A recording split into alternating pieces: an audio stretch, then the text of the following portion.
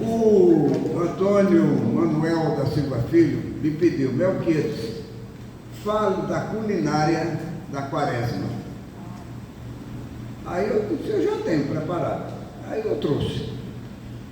Se existe uma época do ano, fora do período junino, em que somos submetidos ao suplício de não cair no pecado da gula, é a quaresma. Só tem coisa gostosa. A culinária pernambucana, já tão rica em sua variedade, no trato dos frutos do mar ou dos rios, com seus acompanhamentos tão apetitosos, quando os pratos principais resplandecem no período da quaresma. A culinária é a base de peixes, crustáceos e moluscos, que ponteava esporadicamente em alguns dias durante o ano, por conta de alguma festa, almoço ou jantar familiar. Adensava-se nos 40 dias após a terça-feira de carnaval. Em priscas eras, na quaresma, 40 correntes dias depois do carnaval, abstinha-se totalmente do consumo de carne. Era preciso então colocar a imaginação para funcionar, para suprir de novidades à mesa do almoço. O coco, o tomate, o pimentão e o azeite de dendê e de oliva se tornaram aliados das antigas quituteiras no afã de conseguir produzir variedade de pratos de peixe, crustáceos e moluscos, nesses intermináveis 40 dias, porque era 40 dias comendo peixe, né? Certo? O girimum, a macaxeira, a mandioca, o feijão, o bredo, o couve, a couve e o pão dormido foram os aliados dos acompanhamentos no preparo dessa culinária. Nos tempos correntes, a Igreja Católica só estabeleceu 2 dias de jejum, de cinzas, quarta-feira de cinzas e a sexta-feira santa. Mas hoje é costume de muitas famílias se abster de carne em todas as sextas-feiras do período da quaresma. Num passado recente, eram todas as sextas-feiras do ano. Mas é necessário buscar a origem desse costume com o fim de falar de algo que para nós é tão arraigado como é a Páscoa e a Quaresma, buscando suas tradições e consequências na culinária. De origem judaica, a Páscoa comemora a libertação dos judeus do cativeiro do Egito, mais ou menos pelo ano de 1300 a.C. Existe algo muito interessante nesse acontecimento, que não tem nada a ver com a culinária. Preste bem atenção a esse trecho. Por volta do ano de 1700 a.C., 430 anos antes do êxodo, segundo a Bíblia, Jacó, ou Israel, é a mesma pessoa, né? Jacó, ou Israel, com seus 11 filhos, José, o 12º, e sua descendência já estavam no Egito. Suas famílias, parentes e servos deixaram Canaã e se estabeleceram no delta do Nilo. Jacó, ou Israel, era simplesmente um patriarca. Se fosse árabe, seria um sheik. Era simplesmente o chefe de uma numerosa família, ou melhor, de um clã. Era um aspecto familiar, certo? Mas quando seus descendentes saíram do cativeiro do Egito, em número de centenas de milhares, extremamente exagerado pela citação bíblica, não era um simples clã. Cala a boca.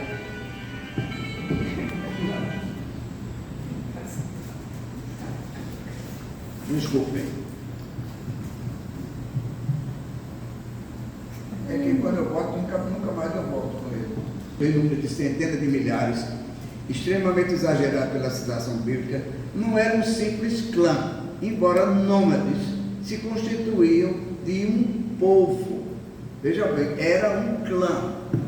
Foram subjugados como escravos no Egito.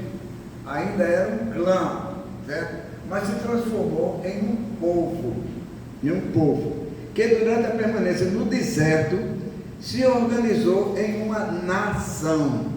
Veja bem, isso é muito importante, senhor advogado, que conquistou um território. Ele conquistou o território de Canaã e se estabeleceu neste território, certo? O que é que aconteceu? Ele se tornou uma nação, a nação judaica. A Páscoa para os judeus é a comemoração da libertação do cativeiro, mas embutido nesse acontecimento está o sentimento do instante da formação do embrião do Estado judeu. povo organizado sob um governo constituído. Ok? Pense sempre bem nisto.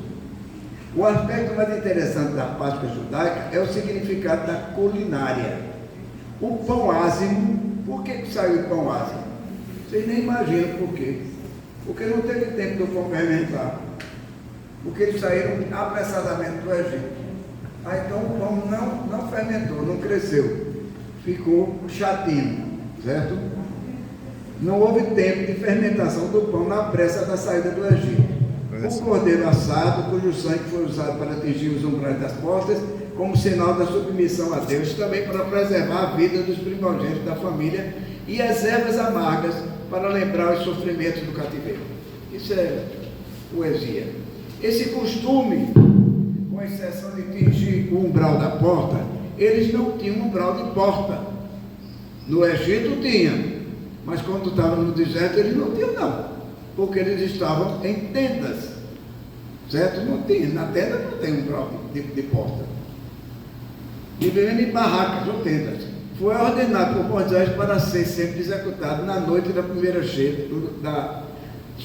da primavera. Esta é a origem da Páscoa. Então, Moisés estabeleceu que vai ser desse dia, certo? Não precisa pintar de sangue nada na tenda não, certo? Foi Moisés que instituiu, no caso, a Páscoa.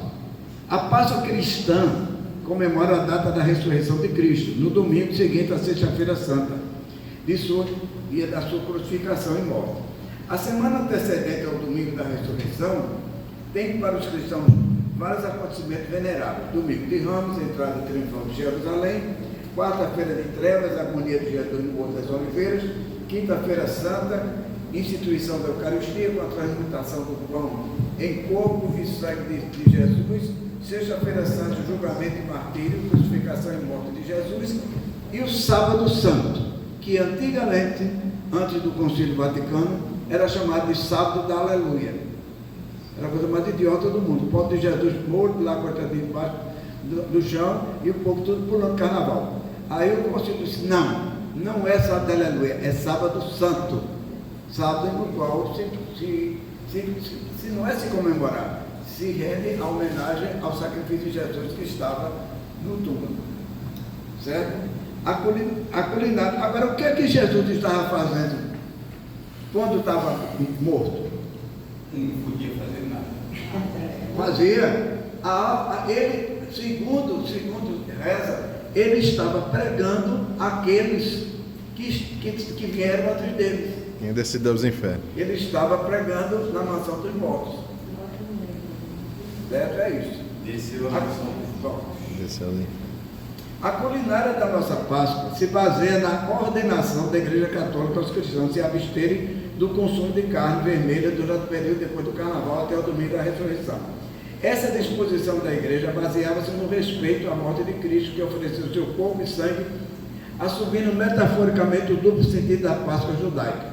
No Novo Testamento, Cristo é o Cordeiro de Deus, sacrificado em prol da salvação da humanidade, e sua ressurreição é a liberdade de todos os povos na certeza da vida eterna. Os peixes e crustáceos têm, em geral, a carne branca e não são de sangue quente. Com essa ordenação da igreja em época medieval, os portugueses trouxeram, vou separar as duas, viu?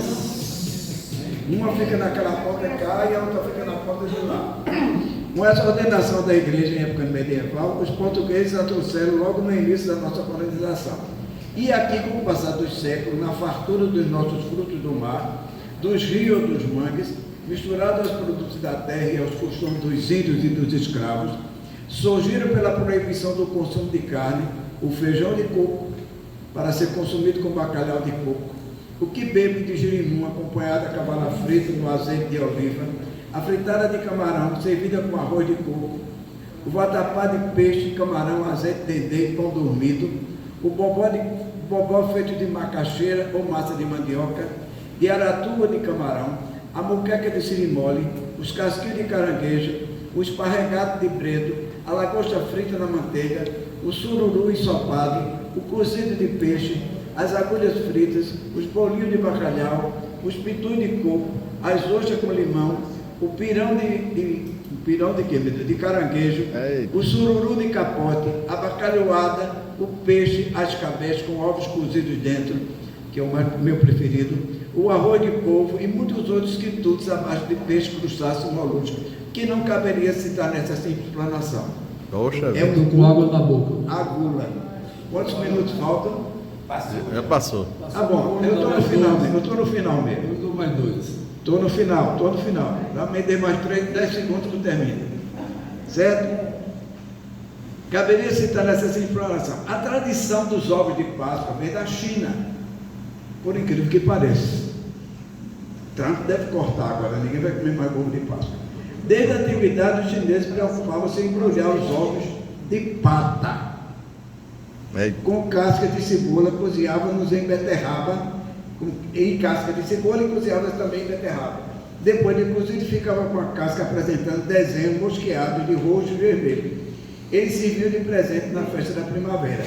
Esse costume espalhou-se por quase todos os povos da antiguidade, inclusive o Egito, no qual os cristãos estavam, que era uma das igrejas, que era Roma, Alexandria, Antioquia, certo? Bom, sendo o período de quase coincidente com o início da primavera no hemisfério norte, os cristãos egípcios adotaram esse costume como lembrança da ressurreição de Cristo. O ovo é o símbolo do nascimento de uma nova vida. No século XVIII, a Igreja Católica adotou oficialmente como símbolo da Páscoa.